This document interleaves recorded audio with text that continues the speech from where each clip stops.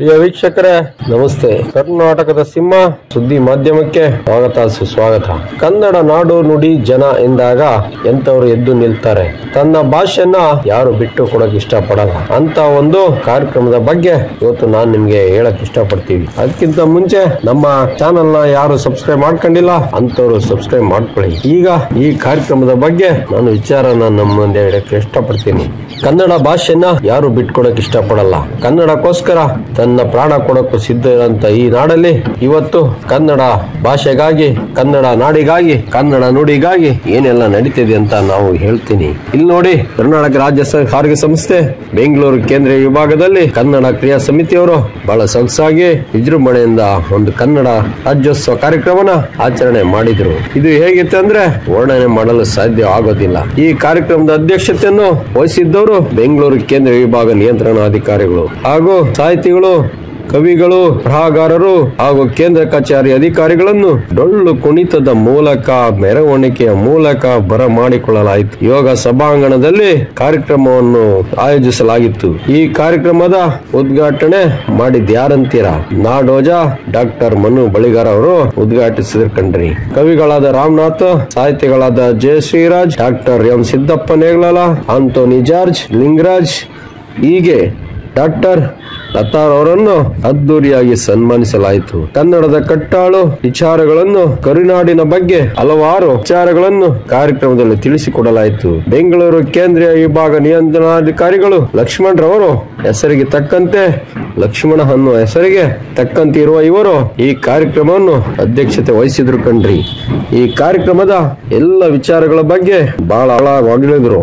ಏನೇ ಇರ್ಲಿ ಪ್ರಿಯ ವೀಕ್ಷಕರೇ, ಈ ಕಾರ್ಯಕ್ರಮವನ್ನು ಕನ್ನಡ ಕ್ರಿಯಾ ಸಮಿತಿಯವರು ಬಹಳ ಅದ್ದೂರಿಯಾಗಿ ನಡೆಸಿಕೊಟ್ರು. ಸುಮಾರು 1000 ಜನ ಸೇರಿ ಈ ಕಾರ್ಯಕ್ರಮದ ಒಂದು ರೂಪುರೇಷೆ ಕೊಟ್ರು ಕಣ್ರಿ. ಕಾರ್ಯಕ್ರಮ ಯಶಸ್ವಿ ಮಾಡಲಾಯಿತು. ಏನೇ ಆಗಲಿ, ಕನ್ನಡದ ಕಾರ್ಯಕ್ರಮವನ್ನ ನಿಮ್ಮ ಮುಂದಿಡಕ್ಕೆ ನಮ್ಗೆ ಅವಕಾಶ ಕೊಟ್ಟಿದ್ದಕ್ಕೆ ತಮ್ಮೆಲ್ರಿಗೂ ಅಭಿನಂದನೆ ಸಲ್ಲಿಸ್ತಾ ಇದೀವಿ ಕಣ್ರಿ.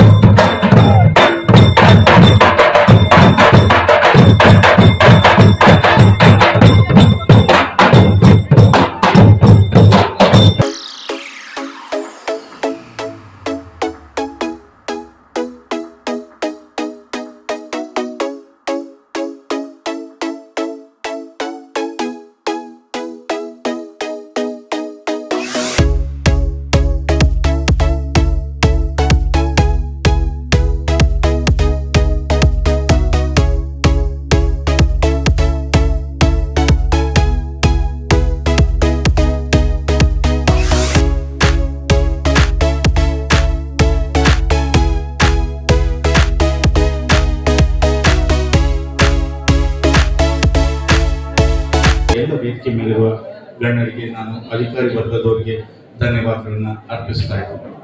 ಆತ್ಮೀಯರೇ, ಈ ಒಂದು ಕಾರ್ಯಕ್ರಮದ ಮತ್ತು ಕನ್ನಡ ಕ್ರಿಯಾ ಸಮಿತಿಯ ರೂಪರೇಷೆಗಳ ಬಗ್ಗೆ ನಮ್ಮ ಅತ್ಯಂತ ಹುಟ್ಟು ಹೋರಾಟಗಾರರು ಹಾಗೂ ವಲಯ ಅಧ್ಯಕ್ಷರು, ಕರ್ನಾಟಕ ರಾಜ್ಯ ರಸ್ತೆ ಸಾರಿಗೆ ನಿಗಮ ಕನ್ನಡ ಕ್ರಿಯಾ ಸಮಿತಿಯ ವಲಯದ ಅಧ್ಯಕ್ಷರಾದಂಥ ಶ್ರೀ KS M ಹುಸೇನ್ ಅವರು ಪ್ರಾಸ್ತಾವಿಕ ನುಡಿಯನ್ನ ನುಡಿಬೇಕಂತ ಅವರಲ್ಲಿ ಕೇಳಿಕೊಳ್ತಾ ಇದ್ದಾರೆ. ನಮ್ಮ ಕನ್ನಡ ಕ್ರಿಯಾ ಸಮಿತಿಯ ಅಧ್ಯಕ್ಷರಾದಂತ ವಾಚಾ ಚೆನ್ನೇಗೌಡರನ್ನ ಗೌರವಾಧ್ಯಕ್ಷರಾಗಿ ನೇಮಕ ಮಾಡಿಕೊಂಡ್ರು. ಗೌರವ ಕಾರ್ಯದರ್ಶಿಯಾಗಿ ನೇಮಕ ಮಾಡಿಕೊಂಡ್ರು. ನಮ್ಮ ಸಾರಿಗೆ ಸಮಿತಿಯ ಸಂಸ್ಥೆಯ ಒಬ್ಬ ಕಾರ್ಮಿಕರು ಮೊದಲನೇ ಬಾರಿಗೆ ನಮ್ಮ ಕನ್ನಡ ಸಾಹಿತ್ಯ ಪರಿಷತ್ನಲ್ಲಿ ಗೌರವದ ಕಾರ್ಯದರ್ಶಿಯಾಗಿ ಅವಕಾಶ ಕೊಟ್ಟಿದ್ದರೆ ನಮ್ಮ ಮನುಬಳಗಾರ್ ಸರ್.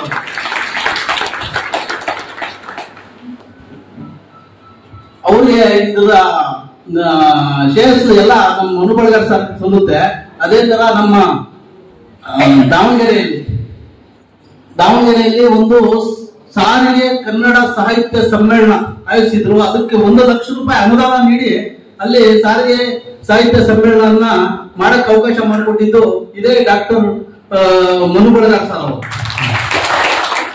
ನಮ್ಮ ಕ್ರಿಯಾ ಸಮಿತಿ ಇದು ಚಟುವಟಿಕೆ ಬರೀ ಕನ್ನಡ ಮಾತ್ರ ಅಲ್ಲ, ಇದು ನಮ್ಮ ನಾಡಿಗೆ ಗಡಿ ಭಾಗದಲ್ಲಾಗ್ಲಿ ಜಲದ ಭಾಗದಲ್ಲಾಗ್ಲಿ ಯಾವುದೇ ಸಮಸ್ಯೆ ಬಂದಾಗ ಮುಂಚೂಣಿಯಲ್ಲಿ ನಿಂತು ಹೋರಾಟಗಳು ಮಾಡಿ ನಾವು ಎಲ್ಲಾ ಕನ್ನಡ ಕ್ರಿಯಾ ಸಮಿತಿಯ ಪದಾಧಿಕಾರಿಗಳು ಎಲ್ಲಾದ್ರಲ್ಲೂ ಭಾಗವಹಿಸಿ ಇದನ್ನ ಯಾವುದೇ ತರ ನಮ್ಮ ಕನ್ನಡದ ಬಗ್ಗೆ ಯಾವುದೇ ತರ ಅಡುಕು ತೊಡಕು ಬಂದಾಗ ಮುಂಚೂಣಿಯಲ್ಲಿದ್ದು ಹೋರಾಟ ಮಾಡಿದಂತ ಸಂಘ ಅಂದ್ರೆ ಕೇಂದ್ರ ಕನ್ನಡ ಕ್ರಿಯಾ ಸಮಿತಿ, ಕರ್ನಾಟಕ ರಾಜ್ಯ ಸಾರಿಗೆ ಸಂಸ್ಥೆಯ ಎಲ್ಲಾ ಪದಾಧಿಕಾರಿಗಳಿಗೂ ಸಲ್ಲುತ್ತೆ ಇದು.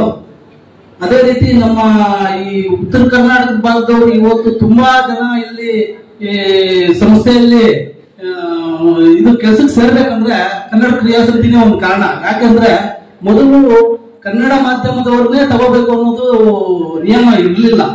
ಅದಕ್ಕೆ ಹೋರಾಟ ಮಾಡಿದ್ದೆ ಕನ್ನಡ ಕ್ರಿಯಾ ಸಮಿತಿ. ಆವಾಗ ಕನ್ನಡ ಓದಲು ಬರೆಯಲು ಮತ್ತು ಮಾತನಾಡಲು ಬರಲೋರು ಮಾತ್ರ ಅವಕಾಶ ಅಂತ ಹೇಳ್ಬಿಟ್ಟು ಕಾನೂನು ಬಂತು. ಆ ಇದ್ರ ಮೇಲೆ ಎಲ್ಲಾರು ಇವಾಗ ನಮ್ಮ ಕರ್ನಾಟಕದವರೇ ಇಲ್ಲಿ ಉದ್ಯೋಗಕ್ಕೆ ಸೇರಕ್ಕೆ. ಹೆತ್ತ ತಾಯಿ ಹೊತ್ತ ತಾಯಿ ಅವೆರಡು ಸ್ವರ್ಗಕ್ಕಿಂತಲೂ ಮಿಗಿಲು. ಜನನಿ ಜನ್ಮಭೂಮಿಶ್ಚ ಸ್ವರ್ಗಾದಪಿ ಗರಿಯೇಸಿ. ಇನ್ನು ಎಲ್ಲಿಂದ ನಾವು ಹೇಳ್ಬೇಕು ಅಂತ ಹೇಳಿದ್ರೆ, ನಾವು ಮಹಾಭಾರತದ ಕಥೆಯನ್ನ ಹೀಗೆ ಕೇಳಿಸ್ಕೊಳ್ತಾ ಹೋದ್ರೆ ನಮ್ಮ ಶ್ರೀಕೃಷ್ಣ ಹೆತ್ತ ತಾಯಿ ದೇವಕಿ, ಆದರೆ ಬೆಳೆದಿದ್ದು ಯಶೋದೆಯ ಮಡಿಲಲ್ಲಿ. ಹಾಗೆ ನಮ್ಮ ಮಾತೃಭಾಷೆ ಯಾವುದೇ ಆಗಿರ್ಬೋದು, ಅದು ನಮ್ಮ ಹೆತ್ತ ತಾಯಿ ಆಗಿರುತ್ತೆ. ಆದರೆ ಹೊತ್ತ ತಾಯಿ ನಮ್ಮ ಕನ್ನಡ ನಾಡು. ಹಾಗಾಗಿ ಯಾವಾಗಲೂ ನಾವು ನಮ್ಮ ಮಾತೃಭಾಷೆಗೆ ಎಷ್ಟು ಗೌರವ ನೀಡ್ತೀವೋ ಅಷ್ಟೇ ಗೌರವ ನಮ್ಮ ಹೊತ್ತ ತಾಯಿ ಕನ್ನಡಾಂಬೆಗೂ ಕೂಡ ನೀಡಬೇಕು.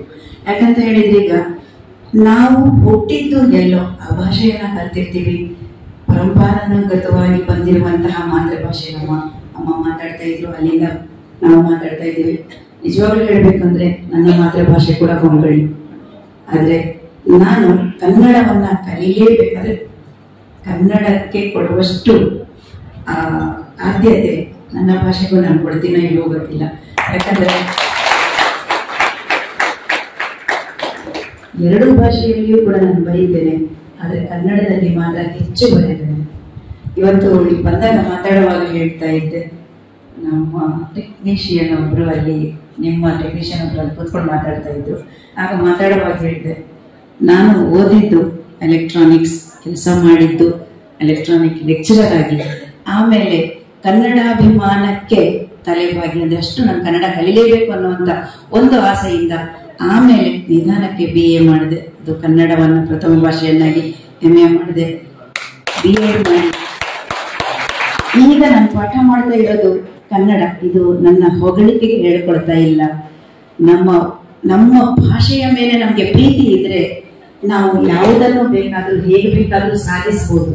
ನಮ್ಮಿಂದ ಸಾಧ್ಯ ಇದೆ ಅನ್ನುವಂಥದ್ದು, ಅಂದ್ರೆ ಸಾಧಿಸುವ ಛಲವು ಅಲ್ಲಿದ್ರೆ ಸಾಕು, ಅದನ್ನು ನಾವು ಖಂಡಿತ ಸಾಧಿಸ್ತೀವಿ ಅಂತ. ಇನ್ನು ಕೆಲವೊಮ್ಮೆ ಈಗ ಸರ್ ಹೇಳುವಾಗ ಗೊತ್ತಾಯ್ತು ನನಗೆ, ಈ ಕ್ರಿಯಾ ಸಮಿತಿ ಅಂದ್ರೆ ನಮಗೆ ನಾವು ಕರುನಾಡು ಹೇಗೆ ಅಂದ್ರೆ ಅದು ಕಪ್ಪು ಮಣ್ಣಿನ ನಾಡು ಅನ್ನೋದಕ್ಕಿಂತ ಅದು ಕರುಣೆಯ ನಾಡು. ಯಾರೇ ಮನೆಗೆ ಬರ್ಲಿ ನಮ್ಮಲ್ಲಿ ಒಂದು ಮಾತಿದೆ, ಏನಂತ, ಅತಿಥಿ ದೇವೋ ಭವ ಅನ್ನೋದು. ಅದು ಬಹುಶಃ ಯಾವ ನಾಡಲ್ಲೂ ಕೂಡ ಜಾರಿಯಲ್ಲಿ ಇದೆಯೋ ಇಲ್ವೋ ಗೊತ್ತಿಲ್ಲ, ನಮ್ಮ ಕನ್ನಡ ನಾಡಲ್ಲಿ ಮಾತ್ರ ಇದೆ. ಯಾರೇ ಬರ್ಲಿ ನಾವು ಬನ್ನಿ ಅಂತ ಸ್ವಾಗತಿಸ್ತೀವಿ. ಇನ್ನೊಂದು ನಮ್ಮಲ್ಲಿರುವಂತಹ ಕೆಟ್ಟ ಅಭ್ಯಾಸ, ಅದನ್ನ ನಾನು ಹೇಳಲೇಬೇಕು. ನಾವು ಅವರನ್ನ ಎಷ್ಟು ಸ್ವಾಗತಿಸ್ತೀವೋ ಅಷ್ಟೇ ಪ್ರೀತಿಯಿಂದ ನೋಡ್ಕೊಳ್ತೀವಿ. ಕೊನೆಗೆ ನಾವು ಅವರ ಭಾಷೆಯನ್ನ ನಾವು ಕಲಿತೇವೆ ಹೊರತು ನಮ್ಮ ಭಾಷೆಯನ್ನ ಹೇಳ್ಕೊಡೋದು ಮರ್ತೇ ಹೋಗ್ತೀವಿ. ಅದು ನಮ್ಮ ಕೆಟ್ಟ ಗುಣ ಅಂತ ನಾನು ಹೇಳ್ತೀನಿ. ಕಲಿಯೋಣ, ಭಾಷೆ ಕಲಿತಷ್ಟು ಜ್ಞಾನ ಹೆಚ್ಚಾಗತ್ತೆ. ಆದ್ರೆ ನಮ್ಮ ಅಮ್ಮನನ್ನ ಯಾಕೆ ಮರಿಬೇಕು, ಪಕ್ಕದ ಮನೆ ಆಂಟಿನ ನೋಡಿ ಅಂತ ಹೇಳ್ತಿರ್ತೀನಿ. ಅದು ಮಕ್ಕಳಿಗೆ ನಾನು ಯಾವಾಗ್ಲೂ ಹೇಳುವಂತ ಮಾತು.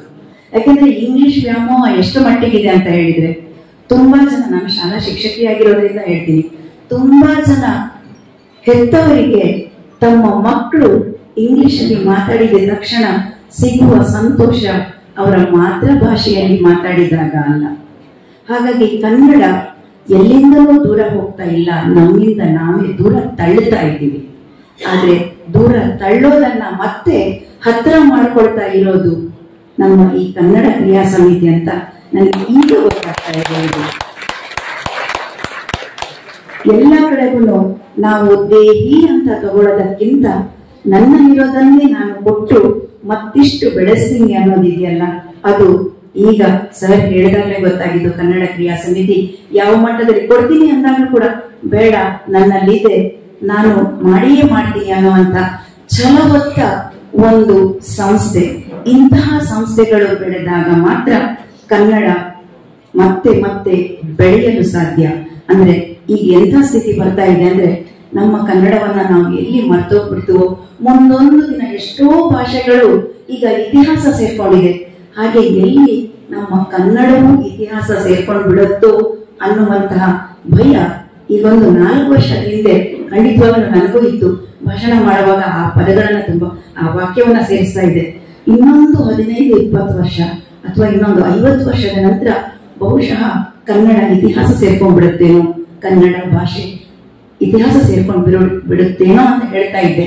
ಆದ್ರೆ ಇಲ್ಲ, ಇತ್ತೀಚೆಗೆ ಈಗೊಂದು 2-3 ವರ್ಷದಿಂದ ಇಂತಹ ಸಂಸ್ಥೆಗಳು ಕನ್ನಡಕ್ಕಾಗಿ ನಿರತವಾಗಿ ಹೋರಾಟ ಮಾಡ್ತಾ ಇರೋದಷ್ಟಲ್ಲದೆ, ಕನ್ನಡದ ಕವಿಗಳನ್ನ, ಕನ್ನಡದ ಕಟ್ಟಾಳುಗಳನ್ನ ಕರೆದು ಅವರಿಗೆ ಆತ್ಮೀಯತೆ ತೋರಿಸಿ ಕನ್ನಡ ಬರದವರಲ್ಲಿಯೂ ಕೂಡ ಕನ್ನಡ ಅಭಿಮಾನವನ್ನ ಹೆಚ್ಚಿಸುವಂತಹ ಒಂದು ಕಾರ್ಯಕ್ರಮವನ್ನ ಮಾಡ್ತಾ ಇದ್ದಾರೆ.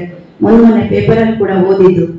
ಹೀಗೆ ಆಟೋ ಹತ್ತಿದಾಗ ಯಾವುದೋ ಒಬ್ಳು ಉತ್ತರ ಪ್ರದೇಶದ ಹೆಣ್ಣುಮಗಳು ಹಿಂದಿಯಲ್ಲಿ ಮಾತಾಡಿದ ತಕ್ಷಣ ಅಲ್ಲಿ ಆಟೋ ಡ್ರೈವರ್ ಹೇಳ್ತಾರಂತೆ, ಯಾಕಮ್ಮ ಕನ್ನಡ ಬರಲ್ವಾ ಅಂತ. ಅವರಿಗೆ ಇಲ್ಲ, ನನ್ಗೆ ಕನ್ನಡ ಬರಲ್ಲ. ಹಾಗಿದ್ರೆ ಆಟೋದಿಂದ ಕೆಳಗಿಳಿದು ಬಿಡಮ್ಮ, ಕನ್ನಡ ಬರೋರಿಗೆ ಮಾತ್ರ ನಾನು ಕರ್ಕೊಂಡು ಹೋಗ್ತೀನಿ. ನೀವು ಇಲ್ಲಿ ಬಂದಿದೀಯಾ, ಕರ್ನಾಟಕಕ್ಕೆ ಬಂದಿದೀಯಾ, ಕರ್ನಾಟಕದ ಪ್ರತಿಯೊಂದು ನೀರು, ಗಾಳಿ, ಆಹಾರ ಎಲ್ಲವನ್ನೂ ಸೇವಿಸ್ತಿದೀಯಾ, ಕನ್ನಡ ಭಾಷೆ ಮಾತ್ರ ಯಾಕೆ ನಿಂಗೆ ಬೇಡ ಅಂತ ಹೇಳಿ ಆಟೋದಿಂದ ಕೆಳಗಿಳಿಸಿ ಕಳಿಸಿದ್ರಂತೆ. ಇಂತಹ ಅಭಿಮಾನ ಪ್ರತಿಯೊಬ್ಬರಲ್ಲೂ ಮೂಡಿದೆ ಅಂತ ಹೇಳಿದ್ರೆ, ನಿಜವಾಗ್ಲೂ ನಮ್ಮ ಕನ್ನಡ ತಾಯಿ ಮುಂದೊಂದು ದಿನ ಇಂತಹ ಮಕ್ಕಳನ್ನ ನಾನು ಹೆತ್ತಿದ್ದೀನಿ ಅಂತ ಹೇಳ್ಬಿಟ್ಟು ಅವಳು ತುಂಬಾ ಹೆಮ್ಮೆಯಿಂದ ಬೀಗುವ ಕಾಲ ತುಂಬಾ ಹತ್ತಿರ ಇದೆ ಅನ್ನೋದ್ರಲ್ಲಿ ಸಂದೇಹನೇ ಇಲ್ಲ. ಇಲ್ಲಿ ಇರುವಂತಹ ಪ್ರತಿಯೊಬ್ಬರು ನೋಡಿದಾಗ ಅನಿಸ್ತಾ ಇದೆ, ಎಷ್ಟು ಮುಖದಲ್ಲಿ ಆ ಕಳೆ ಇದೆ ಅಂದ್ರೆ, ಈಗ ಯಾರಿಗಾದ್ರೂ ಮೈಕ್ ಕೊಟ್ಬಿಟ್ಟು ಕನ್ನಡದ ಬಗ್ಗೆ ಅಲ್ಲಿ ರಮಾನಾಥ್ ಅಲ್ಲಿ ಬೋರ್ಡ್ ಹಾಕಿದ್ದಾರೆ, ನಿಮ್ಗೆ ಪ್ರಭಾವ ಅದೇ ಆಗಿರೋದು. ಕಾರ್ಯಾಗಾರ ಅಂತ ಹಾಕಿದ್ದಾರೆ. ಅಲ್ಲಿ ಕಾರ್ಯಾಗಾರ ಅಂತ ಮಾಡಿದ್ರೆ ಇವರು ಸರಿ ಹೋಗ್ತಾರೆ. ಕಾರ್ಯಾಗಾರ ಅಂತಿದೆ ಅಲ್ವಾ ಸರ್? ಅಲ್ಲಿ ದೀರ್ಘ ಕಳ್ಕೊಂಡಿದೆ, ಸ್ವಲ್ಪ ಕಡಿಮೆ ಕೆಲಸ ಮಾಡ್ತಾ ಇದ್ದಾರೋ ಏನೋ. ಒಂದು ಕೊನೆಯ ಒಂದು ಹಾಡನ್ನ ನಿಮ್ ಮುಂದೆ ಇಟ್ಟು, ಇದನ್ನು ನಾನೇ ಬರ್ತೀನಿ. ನಾನು ಇವತ್ತಿನವರೆಗೂ ಒಂದು 300 ಅಣಕು ಹಾಡುಗಳನ್ನ ಬರ್ತಿದ್ದೀನಿ. ಆಗ್ಲಿಂದ ನೀವು ಕೇಳಿಸ್ಕೊತಾ ಇರಲ್ಲ, ಆ ಥರದ್ದು ಒಂದು 300 ಅಣಕು ಹಾಡುಗಳನ್ನ ಬರ್ತಿದ್ದೀನಿ. ಕನ್ನಡದಲ್ಲಿ ಒಂದು 500 ಹಾಸ್ಯ ಲೇಖನಗಳನ್ನ, ಇಂಗ್ಲಿಷ್ನಲ್ಲಿ ಒಂದು 500 ಹಾಸ್ಯ ಲೇಖನಗಳನ್ನ, ಒಟ್ಟಾರೆ ನೋಡ್ತು ಅಂತಂದ್ರೆ ಇಂಗ್ಲಿಷಲ್ಲಿ ಒಂದು 2000 ಲೇಖನ, ಕನ್ನಡದಲ್ಲಿ ಒಂದು 2500 ಲೇಖನ ಬರ್ತಿದ್ದೀನಿ.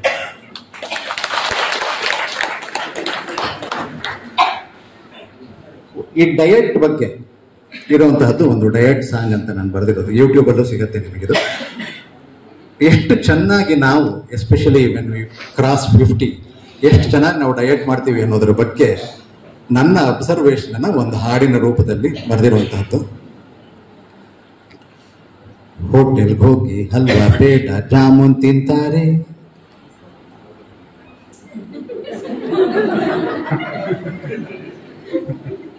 ಏನೋ ಪಾರ್ಟಿ ಮೀಟಿಂಗ್ ನಡೀತಾ ಇದೆ. INDA ಅದ. ಹೋಟೆಲ್ಗೆ ಹೋಗಿ ಹಲ್ವಾ ಪೇಡ ಜಾಮೂನ್ ತಿಂತಾರೆ, ಮೇಲಷ್ಟು ಮಸಾಲ ದೋಸೆ ಕತ್ತರಿಸ್ತಿರ್ತಾರೆ. ಹೋಟೆಲ್ಗೆ ಹೋಗಿ ಹಲ್ವಾ ಪೇಡ ಜಾಮೂನ್ ತಿಂತಾರೆ, ಮೇಲಷ್ಟು ಮಸಾಲ ದೋಸೆ ಕತ್ತರಿಸ್ತಿರ್ತಾರೆ. ಮನೆಗೆ ಬಂದು ಶುಗರ್ಲೆಸ್ಸು ಕಾಫಿ ಅಂತಾರೆ, ಮನೆಗೆ ಬಂದು ಶುಗರ್ಲೆಸ್ಸು ಕಾಫಿ ಅಂತಾರೆ. ಕೇಳಿದ್ರೆ ಡಯಟ್ ಅಂತ ಕಾರಣ ಹೇಳ್ತಾರೆ. ಡಯಟು ಇವ್ರದ್ದು, ಏನ್ ಡಯಟು, ಏನ್ ಡಯಟು ಇವ್ರದ್ದು, ಏನ್ ಡಯಟು. ಹೋಟೆಲ್ ಹೋಗಿ ಹಲ್ವಾ ಪೇಟ ಜಾಮೂನ್ ತಿಂತಾರೆ, ಮೇಲಷ್ಟು ಮಸಾಲ ದೋಸೆ ಕತ್ತರಿಸ್ತಿರ್ತಾರೆ. ಮನೆಗೆ ಬಂದು ಶುಗರ್ಲೆಸ್ಸು ಕಾಫಿ ಅಂತಾರೆ. ಕೇಳಿದ್ರೆ ಡಯಟ್ ಅಂತ ಕಾರಣ ಹೇಳ್ತಾರೆ. ಏನ್ ಡಯಟು ಇವ್ರದ್ದು, ಏನ್ ಡಯಟು. ಬೆಳಗಾಗೆದ್ದು ಜಾಗಿಂಗ್ ಅಂತ ಪಾರ್ಕಿಗೆ ಹೋಗ್ತಾರೆ, ಬೆಳಗಾಗೆದ್ದು ಜಾಗಿಂಗ್ ಅಂತ ಪಾರ್ಕಿಗೆ ಹೋಗ್ತಾರೆ. ಎಕ್ಸಸೈಸು ಯೋಗ ಮಾಡಿ ಸುಸ್ತಾಗ್ಬಿಡ್ತಾರೆ. ಬೆಳಗಾಗೆದ್ದು ಜಾಗಿಂಗ್ ಅಂತ ಪಾರ್ಕಿಗೆ ಹೋಗ್ತಾರೆ, ಎಕ್ಸಸೈಸು ಯೋಗ ಮಾಡಿ ಸುಸ್ತಾಗ್ಬಿಡ್ತಾರೆ. ವಾಪಸ್ ಬರ್ತಾ ದರ್ಶಿನಿಗೆ ನುಗ್ಗೆ ಬಿಡ್ತಾರೆ, ವಾಪಸ್ ಬರ್ತಾ ದರ್ಶಿನಿಗೆ ನುಗ್ಗೆ ಬಿಡ್ತಾರೆ. ಲೈಟ್ ಫುಡ್ ಅಂತ ಬೋಂಡ ಸಾಂಬಾರ್ ತಿಂದೇ ಬಿಡ್ತಾರೆ. ಏನ್ ಡಯಟು ಇವ್ರದ್ದು, ಏನ್ ಡಯಟು, ಏನ್ ಡಯಟು ಇವ್ರದ್ದು, ಏನ್ ಡಯಟು. ರಾತ್ರಿ ಅನ್ನ ಬೇಡ ಅಂತ ರೋಟಿ ತಿಂತಾರೆ, ರಾತ್ರಿ ಅನ್ನ ಬೇಡ ಅಂತ ರೋಟಿ ತಿಂತಾರೆ. ಅರ್ಧ ಹೊಟ್ಟೆ ಮಾಡಿಕೊಂಡು ಮಲಗೆ ಬಿಡ್ತಾರೆ. ರಾತ್ರಿ ಅನ್ನ ಬೇಡ ಅಂತ ರೋಟಿ ತಿಂತಾರೆ, ಅರ್ಧ ಹೊಟ್ಟೆ ಮಾಡಿಕೊಂಡು ಮಲಗೆ ಬಿಡ್ತಾರೆ. ಅರ್ಧ ರಾತ್ರಿ ಹಸುವೆ ಆಗಿ ಎದ್ದೇ ಬಿಡ್ತಾರೆ, ಅರ್ಧ ರಾತ್ರಿ ಹಸುವೆ ಆಗಿ ಎದ್ದೇ ಬಿಡ್ತಾರೆ. ಫ್ರಿಡ್ಜ್ ಅಲ್ಲಿರೋ ಐಸ್ ಕ್ರೀಮ್ ಎಲ್ಲ ತಿಂದೇ ಬಿಡ್ತಾರೆ. ಡಯಟು ಇವ್ರದ್ದು, ಏನ್ ಡಯಟು. ಹೋಟೆಲ್ಗೆ ಹೋಗಿ ಹಲ್ವಾ ಪೇಡ ಜಾಮೂನ್ ತಿಂತಾರೆ, ಮೇಲಷ್ಟು ಮಸಾಲ ದೋಸೆ ಕತ್ತರಿಸ್ತಿರ್ತಾರೆ. ಮನೆಗೆ ಬಂದು ಶುಗರ್ಲೆಸ್ಸು ಕಾಫಿ ಅಂತಾರೆ. ಕೇಳಿದ್ರೆ ಡಯಟ್ ಅಂತ ಕಾರಣ ಹೇಳ್ತಾರೆ. ಏನ್ ಡಯಟು ಇವ್ರದ್ದು, ಏನ್ ಡಯಟು, ಏನ್ ಡಯಟು ಇವ್ರದ್ದು, ಏನ್ ಡಯಟು.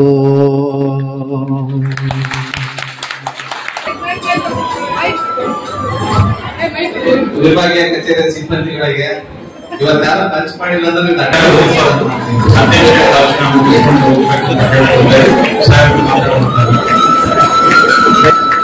ದಯಮಾಡಿ ನಾವು ಕೇಳಬೇಕಿದ್ದ ಕಾರ್ಯಕ್ರಮ ದಯಮಾಡಿ